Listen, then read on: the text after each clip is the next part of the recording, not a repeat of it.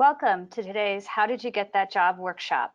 These workshops are geared toward providing you with the knowledge and skills needed to find, secure, and keep a job. Today's workshop will include a presentation on transitioning from a career in academia to one in industry.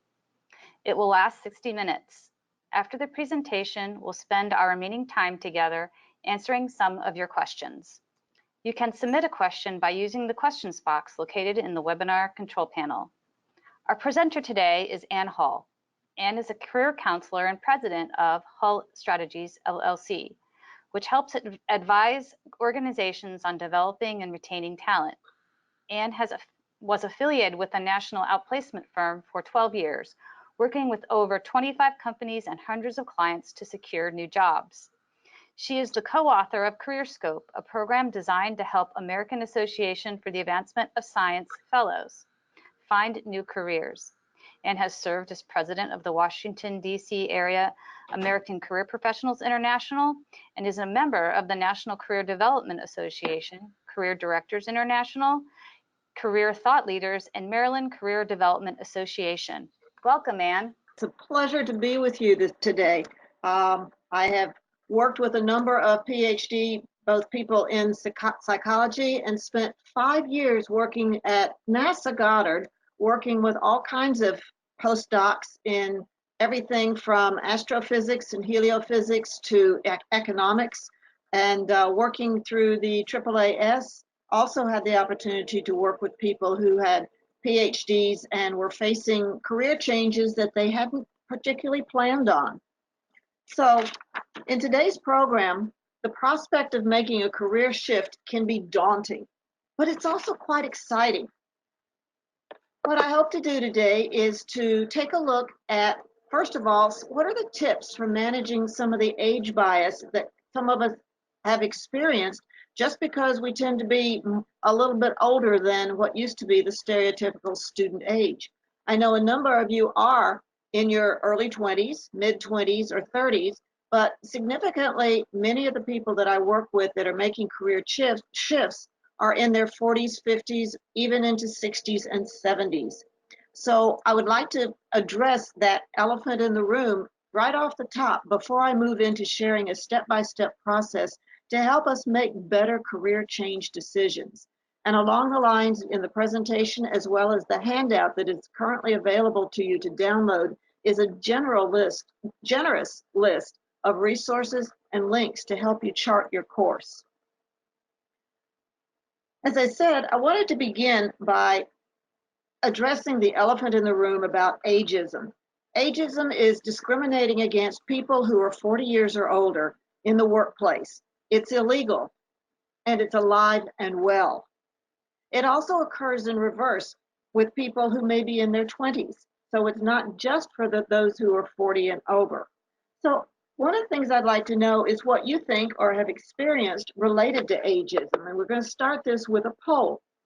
What do you think employers fear about hiring someone who is over 40 years old? Select any of these that may be true. Okay, let's close the poll and see what we have in terms of results.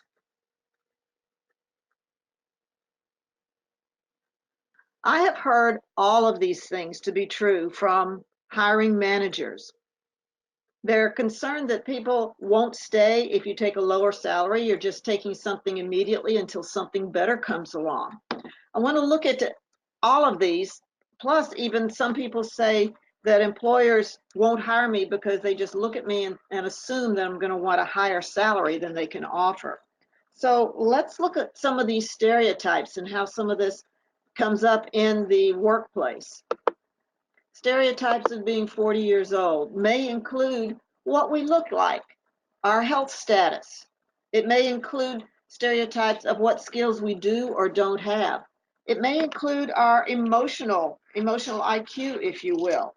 Are we going to be hard to supervise?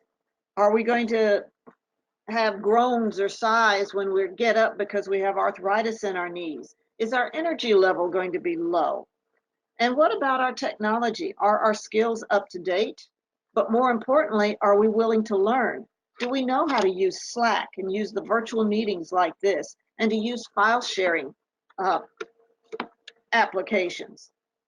The other thing that we hear when over 40 is that we're overqualified, and this is a general catch-all term that could mean anything. Sometimes it means you've been out of work too long and there's a gap in your resume. So they begin to ask the question, why hasn't somebody else hired you yet? They may be questioning our commitment to stay if something better comes along, or are we close to taking a retirement? Another concern might be that we are change averse if we're over 40, that we're not willing to do things a different way. And then there's always the kids versus the parents, and this can be insidious with sometimes whether you're the kid or the parent, there's that look that we have. There's a tone of voice that gets used, and there's the cliches that we fall into that can be very dated and not communicate exactly what we meant to say. So there are some stereotypes for being over 40, but it's up to you to dispel a lot of these stereotypes. So some of the techniques to address this, first I have to cover, legally, you cannot compel employers to communicate. They don't have to give you a reason. Many times you may apply for a job, you even may go through the interview process, and then you don't hear anything from them. You get ghosted. You get an auto response of thanks for your resume, we'll let you know. Don't expect a prompt response. Recruiters and employers are overwhelmed with resumes and applications. And so the supply is greater than the demand in terms of jobs in many situations. So set your expectations not to expect a prompt response, but it doesn't mean that you shouldn't follow up with it. You cannot challenge their authority. They may be making decisions based on what their budgetary restrictions are or other issues that have absolutely nothing to do with you, but does impact the position that they're trying to fill. And that will be information that you're not privy to at this point. And also, you can't challenge legitimate job requirements, sometimes called bona fide qualifications. If you have to be able to lift 60 pounds to work in a lab, then that is a bona fide job requirement. You can request reasonable accommodations if you have other situations or issues that might preclude that, but it might be a job requirement that they cannot get around. One that's often used as an example is when people are hiring people to be models for fashions and other types of things, that they really do need a teenager to wear that particular outfit. So those are three things. It's up to us to dispel the myths and assumptions that people may have about us and some of the things that we've listed on these previous slides. And first and foremost, don't buy into the assumption yourself. Describe examples of when you have done the opposite of the assumption, and bring your energy and your authenticity with you. And let's review some of the benefits of being an older candidate.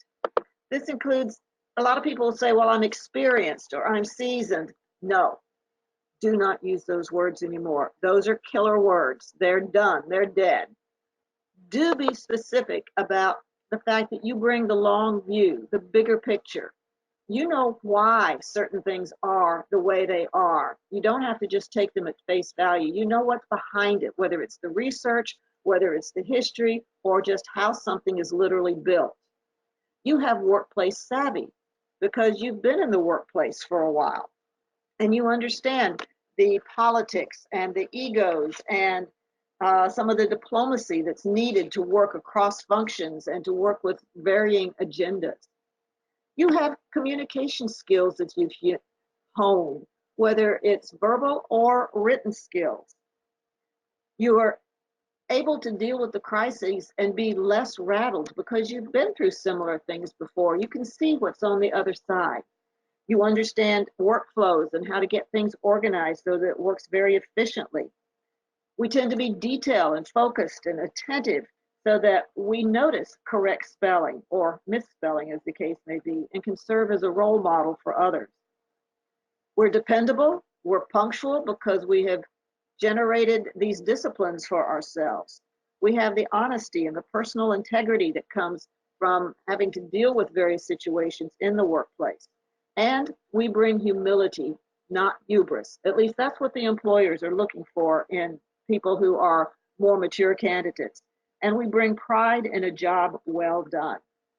Employers are looking for our listening skills, they're looking for our attention to detail, and our effective communications. Those are some of the top soft skills that are being sought.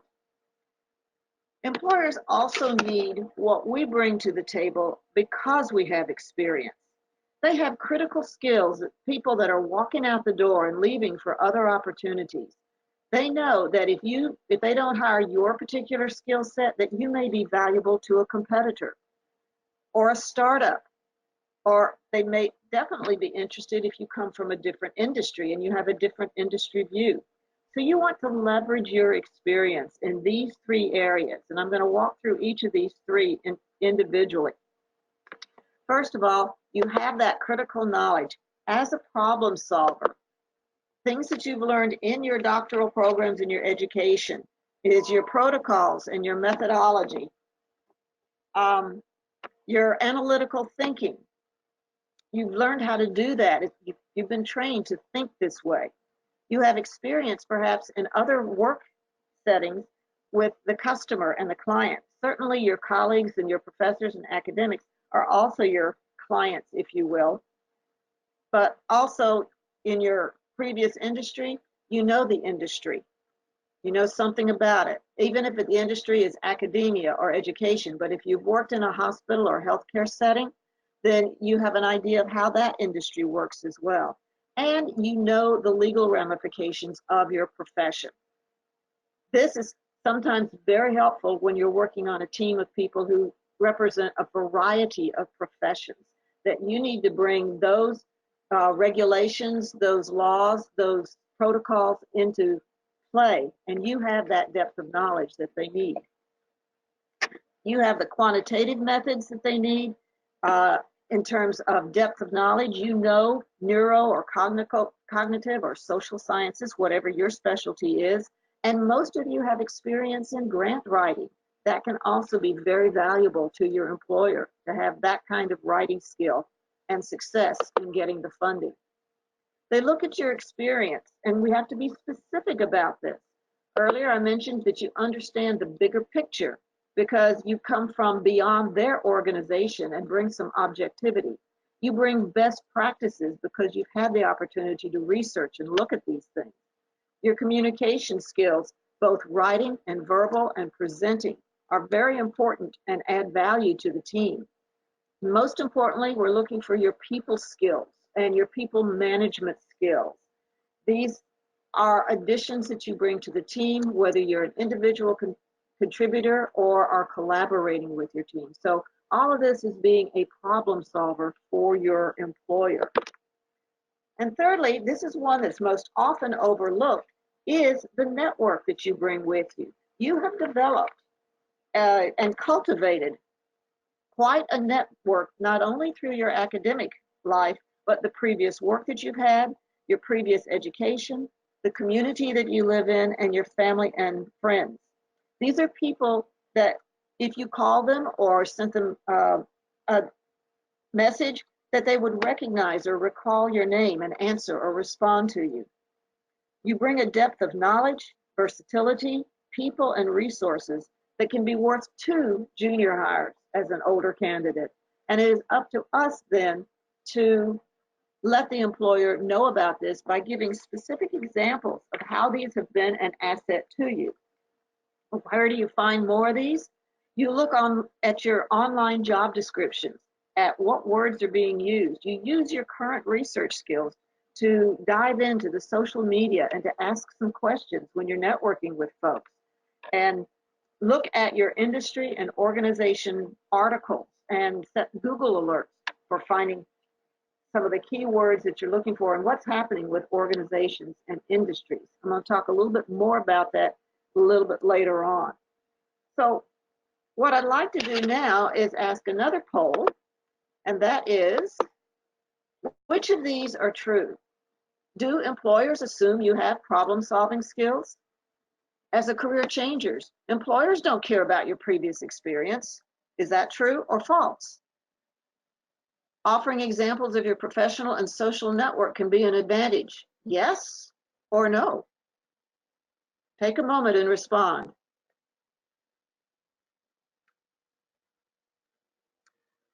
So the answer to the first one, employers assume you have problem-solving skills? Not exactly. You have to provide them examples of how you have used your skills to solve a problem. It's not always self-evident to an employer. They're looking at it through a very different filter, a very different lens. So that the more that you can describe how you've actually applied and used your skills, and especially in a way that's relevant to what their industry and type of work is, then the easier it is for them to be able to connect the dots. As a career changer, do employers care about your previous experience? Well, that's an it depends. Is it relevant to their industry and their organization? Do you even want to use some of your previous experience? There are a lot of lessons learned that we bring from every single work experience and volunteer or other collaborative experience project that we've worked on. Anything that you can make relevant to the employer is what they care about. And definitely you want to offer examples of how your network can be an advantage. Some people call this name dropping, and we need to use that in a judicious way, because if you have a client, not a client, but if you've worked in an organization that the other person knows about or has worked there themselves, and you have that in common. Have you worked with an organization or a person who has certain prestige or reputation? Even if you've worked for their competitor, you can describe what are the benefits of what you've learned in working in that organization, of course, without disclosing proprietary or confidential information.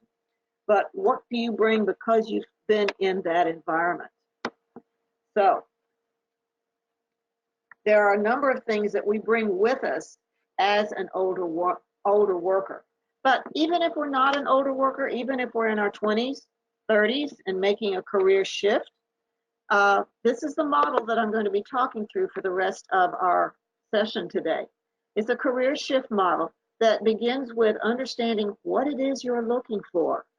When I go to job fairs and work at job fairs, I like to go around and ask many of the employers that are there, what's your pet peeve about candidates when they come to your booth? And overwhelmingly, they tell me people don't know what they want to do. So one of the things that can stand you out from other people at job fairs or even in interviews is being clear on what it is that you want to do. And this can be a big picture, a mission, or it can be specific to that job. There's a wide dichotomy there that we can work with. So understanding what is your mission. I'm going to talk through each of these blocks in detail as we go along, but right now just giving you an overview. And then what role do you want to play within an organization or with an organization? Can you identify and translate your skills that you want to be using and bundle them in such a way that it makes sense to the employer? Then, how do you understand the world of work and industries and organizations? It's not just about going out on job boards. There's so much more to understanding how jobs get created and why some are filled and why some end up on the job boards over and over again. And then finally, there is the job search campaign. Most people tend to focus on just that job search campaign without doing the homework of these other 4 blocks. So when it comes to a mission, I like to ask people, what is the big problem that you want to work on? What's the question that you want to answer? And I'm talking big here, big, big, big. What populations do you want to serve? Is there a particular niche that really calls to you? And then thirdly, what is success to you? It's not always about money. When I've asked people these questions, some of them have given me answers like, I want world peace, or I want to eradicate hunger. these are the big problems that we're talking about. In the client that was looking at wanting to help resolve world peace, she did have a doctorate in psychology and ended up working in the federal government at a government agency, moved around to a couple of different agencies to get different agency experience and perspectives, and was ultimately looking at roles of negotiator and in the UN, and also working in various financial institutions, because when it comes down to it, peace is about power and it's about money. So where's the money going? And working in financial institutions can be a wonderful opportunity to influence that. But that's just one example. I want you to think big when you're thinking about what your personal mission is, something that's going to get you motivated and keep you focused when you have bad days, and we always have bad days. So that's looking at the what you want to do. And then how do you want to do that? Do you want to do that in a role that in which you're an entrepreneur, that you are your own boss? We have many examples of people who have started out in a particular role and realized that they wanted to be out on their own as a consultant, or they developed a new product or a new instrument that they wanted to make available and became an entrepreneur in getting that instrument or that product out on the market. So do you want to be an entrepreneur at one point? Another role is to be a partner, and that is having complementary specialties with other people, perhaps within one organization. In my field, for example, many financial planners will partner with career coaches as people are beginning to look at their retirement plans or look at how they want to finance their family and children's education, so that being able to set goals and making some plans with a career coach is very helpful in partnering with a financial planner. That's just one example. I'm sure you have examples of where you have different clinical specialties that partner together. Another way to interact with organizations is in a franchise mode, and this may come as a surprise to many of you, but it's easier if you want to step into that entrepreneurial role to go in when you've got a good structure and framework behind you, and be able to have the training and the marketing and a lot of that stuff done for you instead of starting from scratch.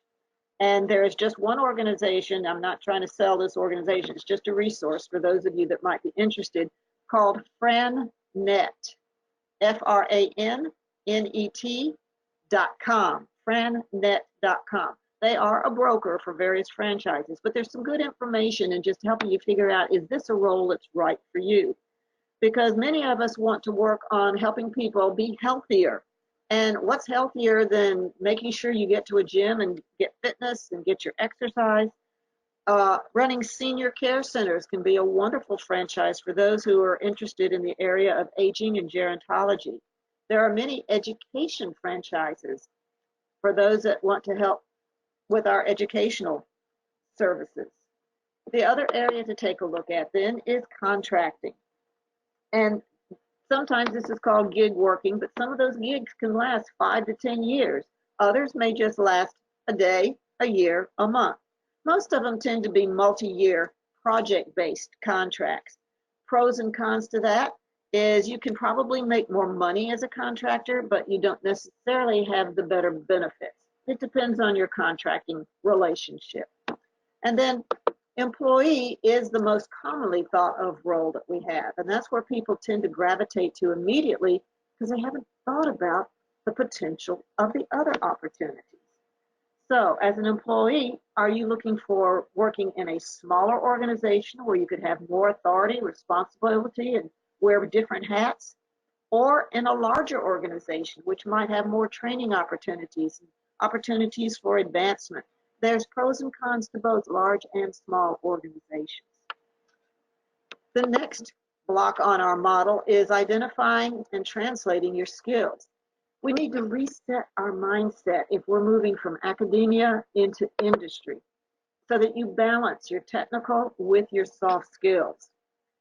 Most importantly, we have to learn the language of business. And as I mentioned earlier, understand that world of work and help The employers connect the dots from our academic or previous career requirements to the current business functions. So we can't assume that they're going to make that translation. We need to help them connect those dots. What problems can you solve? What questions can you help them find answers to? So before you get into an interview, if you can have these three things, your mission, the role, and the skills, then you've made a huge leap in moving forward in making your career shift. Employers want to know, can you do the job? Can you do the job here and with us? Are you a good fit? And what else and who else do you bring to the table? So let's spend a few minutes looking at those transferable skills. The first thing to do is be clear on what your transferable skills are. What's in your toolkit? You find those both in all your academic work, but any of your work that is either paid or unpaid work, skills that you learn. Your extracurricular experiences, your community experiences, if you've served on an HOA or a PTO, if you've had skills in meeting management, if you've worked on a sports league and getting things coordinated there, or any of the causes that you've worked and helped coordinate fundraising or anything along those lines. Any of your research is applicable to that as well. And the skills that come with having a family and being a family member. Many of you are parents and you have caregiving skills, you have scheduling skills, logistics, negotiating, conflict prevention, management, and resolution. All those skills that you learned just in your experience of life. So there are a couple of different ways that you can figure out what's in your toolbox. First of all, dissect your accomplishments. What are you most proud of? List out 5 to 7, up to 10 accomplishments that you are most proud of. These may be things that you got recognition for, but maybe not. You're still proud of them. Things that you made happen. And then share that story. Share it from beginning to end of how you managed to accomplish that. Describe the process. This is an exercise I do with some of my groups, is describe the process of writing your dissertation or writing a successful grant. Describe that process from beginning to end and have a partner note what skills or knowledges were needed that made that a success. If you don't have a partner, record it on your phone and transcribe it afterwards. Keep asking the questions. How did you know how to do that? And then what happened? And then the third question is, any obstacles? What did you have to overcome to accomplish this? Use visual imagery. Ideal job. What is your ideal job? And use an exercise that you may be familiar with in sensory, looking at all 5 senses. What do you feel, smell, hear, see, touch? And what's going on in your ideal job? The tasks, the people, the environment. Another way to look at your skills, as I said earlier, is ask your friends or coworkers what they think are some of your strengths that you have. This is a huge, helpful exercise so that you begin to know what to look for, what to put on your resume, and how to answer interview questions. There are some online tools that might also be helpful to you. Strength Finder, I hope these links will work for you. Another one is called SkillScan. They have an online transferable skills assessment called Driver. And then there's some others called Self-Stir, which includes an individual development plan and some coaching tools. So these are just 3 of several tools, and they are listed on the resource handout that you can download. Now, one alternative, instead of trying to come up with all these skills, is there are many online checklists that you can go through and just check off, do I have this skill or not? The caveat I have with that is make sure that you have specific, quantifiable examples of where you've used those skills, where you've demonstrated those skills, and ideally in ways that had some kind of outcome, not just an activity involved with it. So here's an example from writing the dissertation exercise I mentioned a few minutes ago. People often come up with this set of skills. I'll just let you read through those as you can. So are these skills that employers want? How do these translate to what employers are looking for? Here's a short example of what employers need, and this is curated from a number of different surveys. And they're found in job descriptions, they're found in websites. You can go to glassdoor.com and also get descriptions of transferable skills. But in looking at this, do you have these? Have you been trained to do much of this as you're working through your academic achievements? These are the skills that are in your toolkit in addition to your depth of knowledge in your specific field. So many people then say, what are my options for psychology? Well, a couple of examples, and this is not a definitive list. This is just a tip of the iceberg. For those that may want to reach out beyond clinical counseling or academia, people can work in various workplaces helping with the workplace interactions. Now, industrial organization, IOs, this is what they do a lot of, but your psychology background, your ability to analyze, see various big picture as well as details in situations can be very helpful in understanding and developing workplace interactions. One of my favorites personally is the engineering opportunities in working with people's relationships to things, people's relationships to machines, the human interactions in space. Certainly our artificial intelligence is a huge component of this right now. A sexy, glamorous area that people can go into with psychology is the forensic area. We've got way too many TV shows with that these days, personal opinion. Quantitative analyst is a job title that you may run across. These are people who really like working with the data and figuring out what are the various solutions, what are the various options with the data. People who work in sports, again, the data and the research can be a very fulfilling career for folks. Many people are beginning to look at our population that is aging and what is the culture shift that we need to bring about in that. Research and funding is another area. Financial, what products do people need? What investments make sense? There's a lot of psychology that goes into this type of research. And also the communication and writing. How can you use your writing skills to populate websites? Technical writing is another big area. So a couple of job titles that you might look at are the policy analyst. That's a very generic title. Field scientist is a generic title. Product or service developer, business analyst, project manager. These are very generic titles that you might search on and see, and also talk with people about who have similar titles.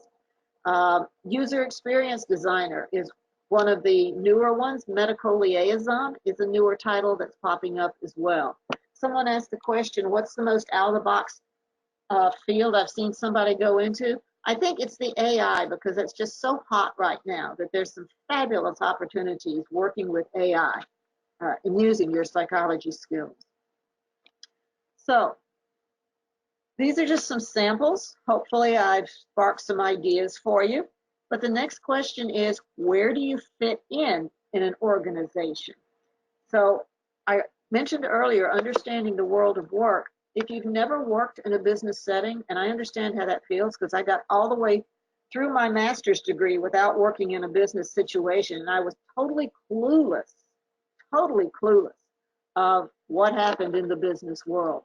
But essentially in any organization, whether it's for-profit, nonprofit, healthcare, academia, you've got your front-facing areas, which are people who directly work with the client, the user, or the customer, or directly work with the product or service.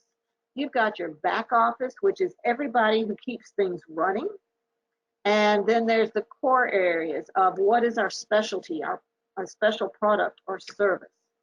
And then to be able to make this organization work, these are primarily back office, but not always infrastructure. you've got the R&D piece, you've got the marketing. How do we let people know what we have to offer here? How do we provide solutions, sometimes called sales, but often called solution support to our customers? How do we make sure that our business stays healthy and legal and balanced? How do we make sure that our product or services is delivered, is created? How do we make sure our technology works? And then there's HR and talent management that is very important for people to be able to work together and make the organization a success. And every single one of these functions have opportunities for people to use their psychology expertise. So at this point, let me just pause for a second. What questions do you have about being clear on what you want to do, knowing what type of role you want now and in the future, translating your experience and skills into value for the employer, and how business works? I've just barely touched the iceberg, but I wanted to present this overview to you to give you an idea of what to think about in preparation for making your career shift. So I'll stop for a moment and ask, do we have any questions that you'd like me to answer at this point?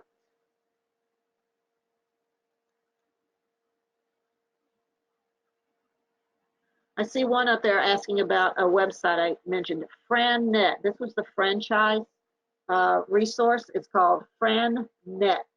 F as in Fred, R-A-N as in Nancy, another N as in Nancy, E-T as in Ted, frannet.com.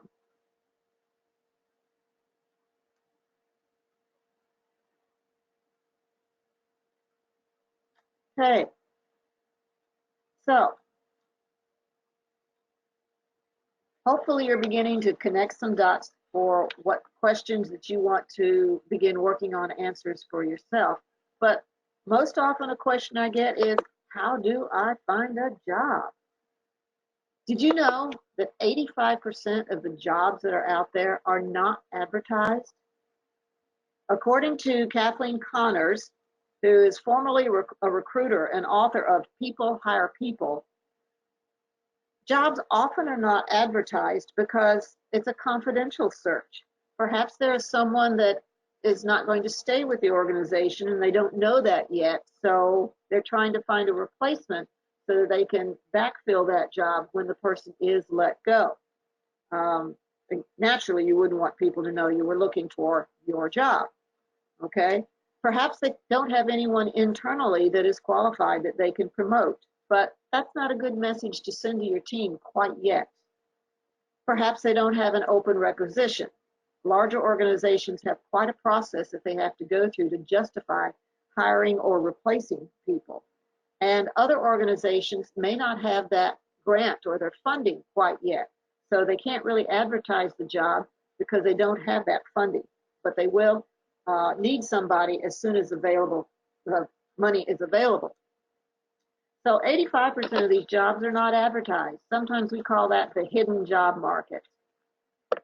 40% of people do find their jobs through face-to-face networking. Yes, I said face-to-face networking, and I'll talk about that more in just a moment. 44 to 60% of people tend to find their jobs from employee referrals. Did you know that many organizations will offer a bonus to employees if they refer someone that is ultimately hired in that organization? That bonus can be anywhere from a gift card or up to $5,000 in some organizations, because people tend to hire people who have the same values as they do. And so even though we may be looking for a diverse workforce, at the same time, we need people who can work together.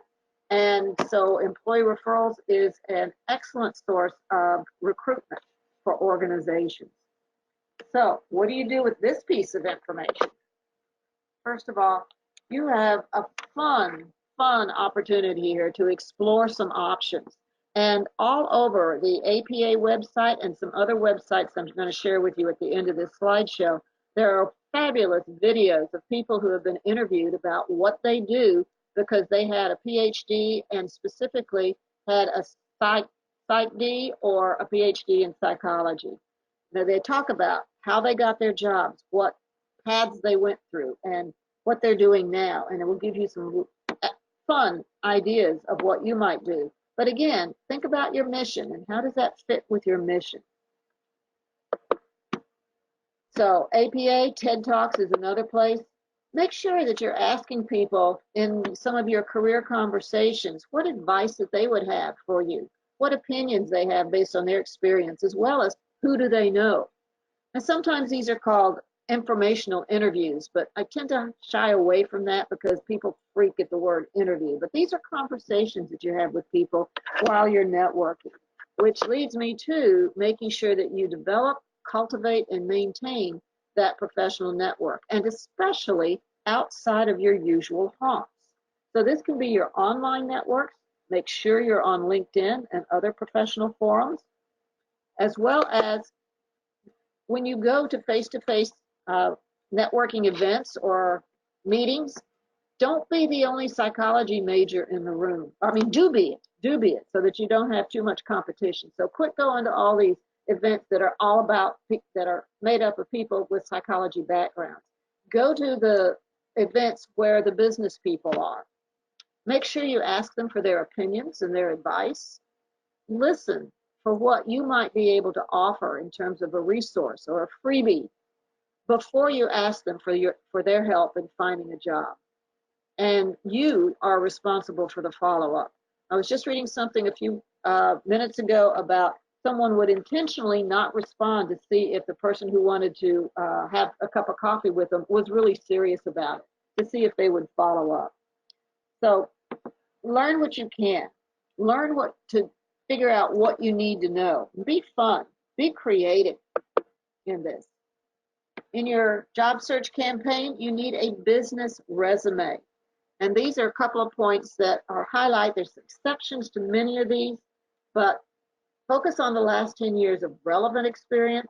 If you have experience that is more than 10 years old, you can add a section to your resume called Other Relevant Experience, and it does not have to have dates on it. Minimize that old career jargon or buzzwords that is not going to be relevant to your employer. Keep the terms which apply across industries. And I know people hate to see this, but you do have to customize every resume for each role, each organization. And for many of us, we might want to consider a functional format where you identify the target position that you're looking for, and then your key transferable skills and knowledge, as well as your technical skills that you can use in your informational interviews, your job descriptions. You can find these in websites as well. Use your skills as your headers, not your academic job titles. Those do not necessarily translate in industry anymore. How do I prepare for an interview? That came up in several of the questions that you gave us ahead of time. And first and foremost, what people fail to do is their due diligence on the organization and the industry.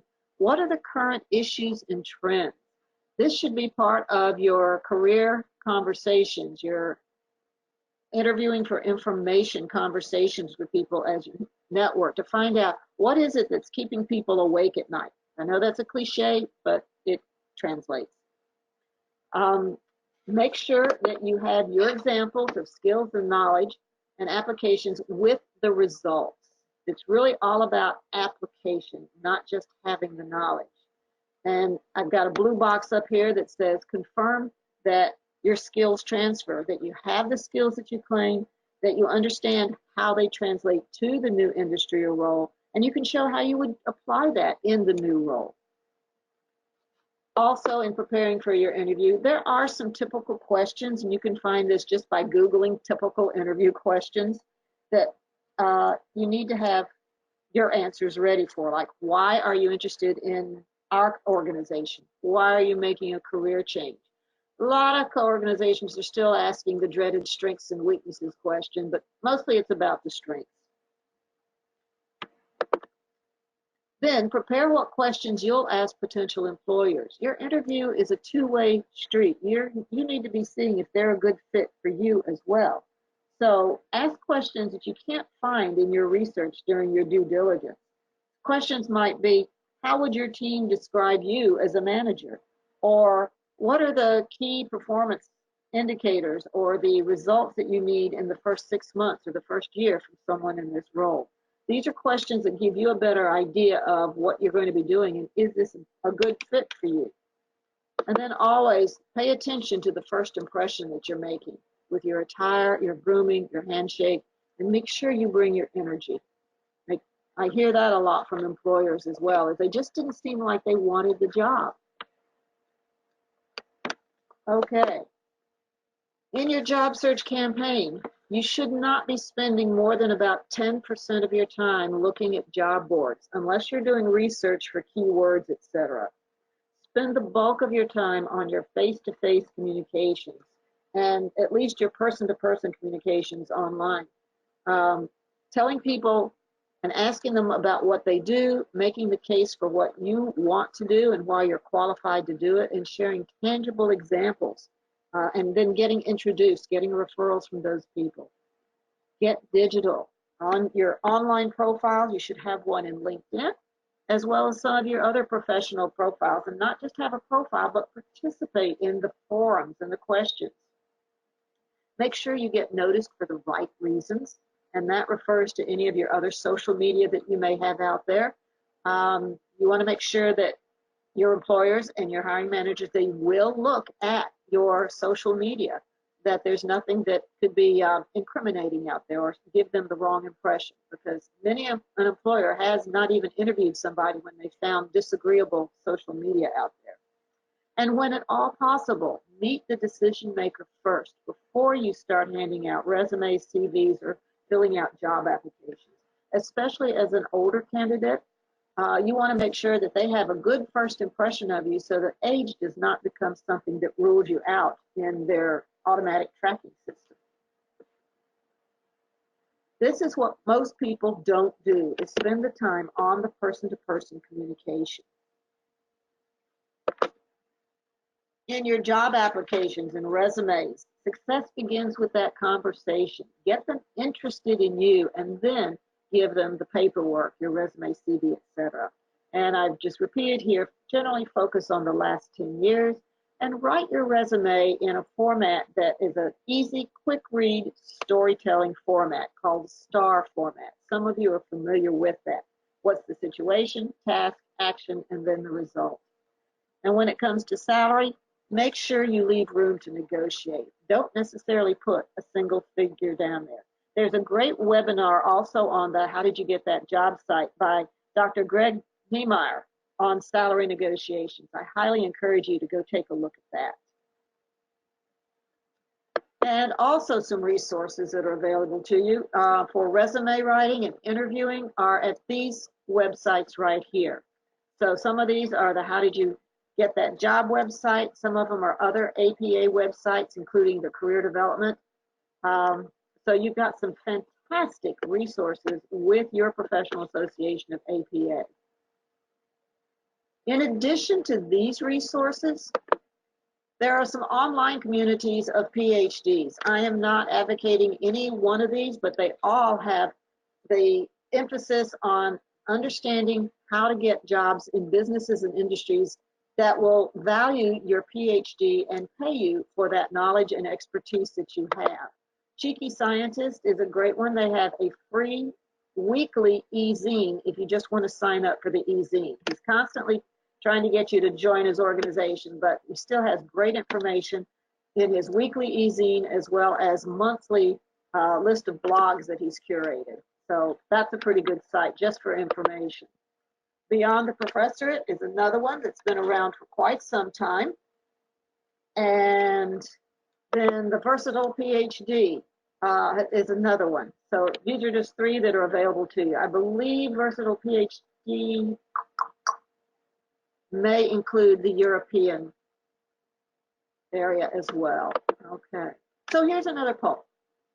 See if you're still awake with me. Which ones go on your action plan? I got a LinkedIn or other professional network online profile. I can check that one off. I participate in face-to-face business events weekly. I know for those of us that are introverted, weekly is quite a stretch.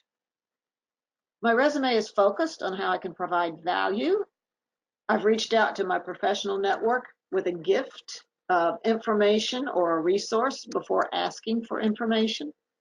And I've researched and know my salary range for the positions that I want. All of this is very helpful for you to do when you start talking with people and exploring what it is that you want to do in your next role and as you continue to build your career. Another resource as you're completing this poll that I forgot to mention is AARP's Best Employers for Workers Over the Age of 50. AARP has very good resources for those who may be in that category. And even if you're not, they still have good resources. Okay, so I hope most of these went on your to-do list. And I have one more bonus tool for you this afternoon before we open it up to Q&A. And that is a tool that you may have used yourself as a force field analysis for career shift. I'm not going to walk through this at this point, but it is available and I think fairly self-explanatory when you get your copy of the slides, which you can download, or as this is sent to you as a recording. But it is just a worksheet to begin looking at what is it that I want to do, what do I have working for me that supports me in doing this, and what are the challenges, and then how do I leverage the things that are supporting me, how do I increase their ability to support me, and how do I handle and minimize the obstacles that I have. Okay. So at this point, I'll wrap it up. These are the things, our objectives that I had at the beginning. And I'll open it up for what questions you might have and turn it back over to Peggy. Thank you, Ann. That was a great presentation and full of so much good information that it's really going to help people get a start on transitioning and give them the roadmap to do that. So thank you so much. Yes, we have gotten a lot of questions. We are running really tight on time. We are going to try and fit in a few. We may not be able to get to many, but we're going to go ahead and get to a few. So here we go. Do you have recommendations for people who are just starting in academia, but they know they want to shift eventually into the industry or nonprofit world? What kind of steps can they make in academia to kind of better prepare themselves for a transition? Things come to my mind. First of all, as elective courses, take some business courses. Look at the business school of your university or college and talk with an advisor, not just your current advisor in psychology, but go over to the business school and tell them exactly that you want to use your psychology background in business and have them suggest some of the courses that would be helpful in just helping you understand how business works and understand the vocabulary that they use in the business setting. And then secondly, in all your free time, get an internship in an organization that has a business focus to it. Or if you can't get an internship, do your volunteer work with a nonprofit that you can begin to learn how the nonprofit is organized and how it accomplishes its goals. Okay. Here's a question. What are some keywords potential employers always want to hear when transitioning careers? I think it's mostly about what's in it for them is what they want to hear. So keywords, were there lessons learned in previous jobs and experiences you've had that is relevant to the employer, that you can bring that value to the employer? The answer to your question is it depends on the employer. So the key words in terms of a shift is, some people say I'm looking for more opportunity, more responsibility, but that really doesn't tell the employer anything. If you can reflect on what specific areas that you want to do more of, that's a better way to answer the question. Because that then helps the employer say, well, here's the opportunities. that we have here. And maybe we can use your expertise in more ways than what we originally anticipated.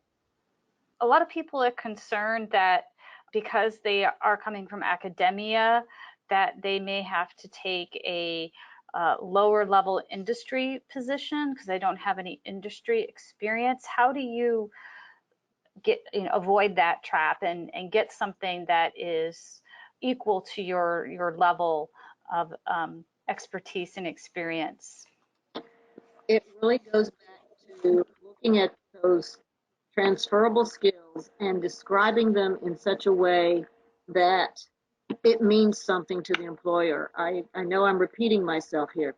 For example, if one of the things that you really excelled at was negotiating between competing advisors or professors when you were working on a project, they had different agendas and it was impacting your ability to meet your deadlines or to even get a clear focus on what the project was about.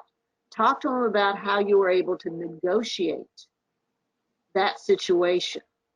Don't talk about your activities. Talk about how you made things happen, how you got things done. We are just really, really tight on time and aren't going to be able to get to any more questions from the audience. They were great though. Thank you so much for all your questions. And thank you, Anne, for your presentation. My pleasure. If you would like to hear more from Anne or meet her in person, she will be hosting multiple career sessions on acing job interviews and tips for the second career job seeker at APA's 2019 convention in Chicago this August. If you are planning to attend, make sure to stop by the APA PsychCareers Live Job Fair August 8th through the 10th at booth 1438 in the Solutions Center. This is always a really exciting and fun event. So if you are coming to convention, do stop by.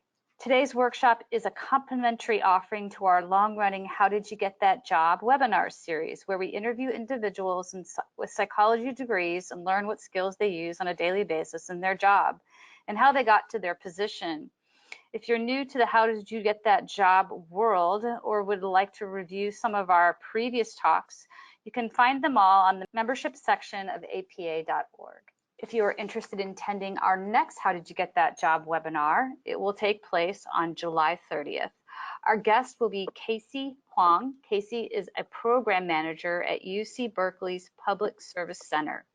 As a first-generation college graduate and immigrant, Casey empowers undergraduates to co-create meaningful, sustainable social change. We'll be sending you the link to the registration right now. A recording of this presentation, along with the slides and handout that Anne has provided, will be emailed to everyone watching today in about 3 weeks. And finally, as soon as this workshop has ended, a short survey will appear on your screen. We hope you'll take a few minutes to complete the survey and give us feedback on how we did and how we can continue to improve. We thank you again, and we hope you have a great day.